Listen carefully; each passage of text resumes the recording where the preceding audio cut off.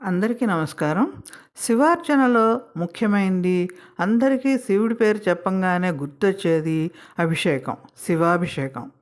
ఈ శివాభిషేకాలు కార్తీక మాసము, శివరాత్రి సమయంలోనూ, మరియు సోమవారాలు, త్రయోదశి తిథులు, ఇంకా ఇట్లాంటి ముఖ్యమైన దినాల్లో శివాభిషేకాలు ఎక్కువగా జరుగుతుంటాయి. శివుడు అభిషేక ప్రియుడు. కారణం, పాలసముద్రం నుండి వెలువడిన హాలాహలాన్ని పానం చేశాడు. అంటే తాగి గొంతులో నిలుపుకున్నాడు. ఆ హాలాహలం నుంచి వెలువడే అగ్ని నుండి తన శిరస్సును చల్లబరుచుటకై తన తల మీద గంగను, చంద్రుణ్ణి ధరించాడు. ఆయనకు అగ్ని సమానమైన మూడో నేత్రం కూడా ఉంది. నిరంతర అభిషేకం చేయటం వల్ల ఈ నేత్రం చల్లబడుతుంది. అందుకే మనం ఎప్పుడన్నా శివాలయానికి వెళ్ళినప్పుడు అక్కడ శివలింగం పైన ఒక ధారా పాత్రను చూస్తాం. దాని నుంచి నిరంతరం నీళ్లు శివుణ్ణి అభిషేకిస్తూ ఉంటాయి. ఎందుకంటే శివుడు శాంతంగా, చల్లగా ఉండాలని ఈ ఏర్పాటు చేస్తారు. నిరంతరంగా ఆ ధారాపాత్ర నుంచి కారే జలం శివుణ్ణి చల్లబరుస్తూ ఉంటుంది. మరి హృదయ పద్మమందున్న ఆత్మలింగంపై శుద్ధ ప్రేమ అనే జలాన్ని ఒలకబోయటమే మహోన్నతమైన అభిషేకం. ఈ అభిషేకం శివపూజలో ఒక అంశం. అభిషేకం లేకుండా శివపూజ చేస్తే అది అసంపూర్ణంగా మిగిలిపోతుంది. ఈ అభిషేకాలు 8 విధములుగా ఉంటాయి. ఒకటి ధారాభిషేకం. ఇది పృథ్వీ రూపధారి అయిన రుద్రునికి మహా ఇష్టం. ఆవృత్తాభిషేకం. జలరూపధారి అయిన శివునికి ఈ అభిషేకం ఇష్టం. రుద్రాభిషేకం. తేజోరూపధారి అయిన మహేశ్వరునికి ఇష్టమైన అభిషేకం. శతరుద్రాభిషేకం.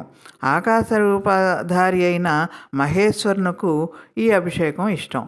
ఏకాదశ రుద్రాభిషేకం. వాయురూపధారి అయిన పరమేశ్వరునకు ఈ అభిషేకం మహాప్రీతి. లఘు రుద్రాభిషేకం. సూర్యరూపధారి అయిన రుద్రునకు ఇష్టమైన అభిషేకం. మహారుద్రాభిషేకం. చంద్రరూపధారి అయిన మహాశివునకు ప్రీతికరమైన అభిషేకం. అతి రుద్రాభిషేకం. సర్వరూపమైన జగదీశ్వరునికి ప్రీతిని కలిగించే అభిషేకం ఇది. ఈ అభిషేకాల్లో మహాన్యాస, లఘున్యాస, నమక, చమక, మన్యు సూక్త, పురుష సూక్త, శ్రీ సూక్తాది మంత్రాలు చెప్పాలి. అవి ఏకవారం అంటే ఒకసారి కానీ, ఏకాదశం అంటే 11 సార్లు కానీ మనం చేసే సంకల్పాన్ని బట్టి చెప్పవలసి ఉంటుంది. ఈ అభిషేకాలు జీవితాంతం చేయవచ్చు, లేదా ప్రత్యేక ప్రయోజనం కొరకు చేయదలిస్తే మనం సంకల్పించిన విధంగా చేయవచ్చు. శివాభిషేకానికి బిల్వపత్రం ప్రధానంగా ఉండాలి. ఏకాదశ రుద్రాభిషేకం నందు ప్రతి రుద్రానికి వేరు పదార్థములు ఉపయోగిస్తారు. శివయ్యకు ఏ పదార్థాలతో అభిషేకం చేస్తే ఏ ఫలితాలు లభిస్తాయో ఇప్పుడు చూద్దాం. ఆవు పాలతో అభిషేకం చేస్తే సర్వ సౌఖ్యాలు, సంతానోత్పత్తి కలుగుతుంది. ఆవు పెరుగుతో అభిషేకం చేస్తే ఆరోగ్యం, బలం లభిస్తుంది. ఆవు నెయ్యితో అభిషేకం చేస్తే ఐశ్వర్య ప్రాప్తి. మెత్తని చక్కెరతో అభిషేకం చేస్తే దుఃఖనాశనం. తేనెతో అభిషేకం చేస్తే తేజోవృద్ధి కలుగుతుంది. భస్మజలంతో అభిషేకం చేస్తే మహాపాపహరం. గంధోదకంతో అభిషేకం చేస్తే పుత్రలాభం. పుష్పోదకంతో అభిషేకం చేస్తే భూలాభం. బిల్వజలంతో అభిషేకం చేస్తే భోగభాగ్యాలు, ఆయురారోగ్యాలు చేకూరుతాయి. ఇక నువ్వుల నూనెతో అభిషేకం చేస్తే అపమృత్యుహరం. రుద్రాక్షోదకంతో అభిషేకం చేస్తే మహా ఐశ్వర్య ప్రాప్తి. సువర్ణ జలంతో అభిషేకం చేస్తే దరిద్ర నాశనం. అన్నంతో అభిషేకం చేస్తే రాజ్యప్రాప్తి, ఆయుర్వృద్ధి. ద్రాక్షారసంతో అభిషేకం చేస్తే సకల కార్యసిద్ధి. ఖర్జూర ఫల రసంతో అభిషేకం చేస్తే శత్రువులకు హాని. నేరేడు పండ్ల రసంతో అభిషేకం చేస్తే వైరాగ్యం వస్తుంది. కస్తూరి జలంతో అభిషేకం చేస్తే చక్రవర్తిత్వం ప్రాప్తిస్తుంది. నవరత్న జలంతో అభిషేకం చేస్తే ధాన్య గృహ ప్రాప్తి కలుగుతుంది. మామిడి పండ్ల రసంతో అభిషేకం చేస్తే దీర్ఘవ్యాధి నశిస్తుంది. పసుపు నీటితో అభిషేకం చేస్తే మంగళప్రదం.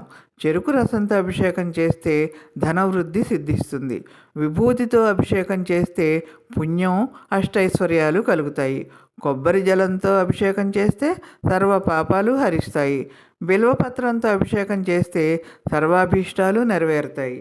ఈ విధంగా అభిషేకం చేసిన జలాన్ని ప్రసాదంగా స్వీకరిస్తే పాపాలు నశిస్తాయి. నయం కాని కొన్ని వ్యాధులు నయమవుతాయి. ఆరోగ్యం, ఐశ్వర్యం, అభ్యుదయం, సంతానం మొదలైనవి చేకూరుతాయి.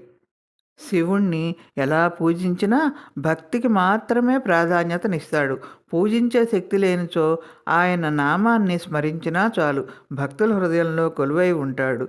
శివునికి ఎంతో ఇష్టమైనది మారేడు దళం. ఒక్క బిల్వపత్రాన్ని సమర్పించినా చాలు, ఆయన ఎంతో సంతోషిస్తాడు. కోరిన కోరికలు నెరవేరుస్తాడు. ఏ శక్తి లేని వాళ్ళు భక్తి కలిగి దోసెడు నీళ్లను లింగంపై పోసినా కూడా ఆ వరాలన్నీ తీర్చే ఆదిదేవుడు ఎంతో సంతృప్తి పడతాడు.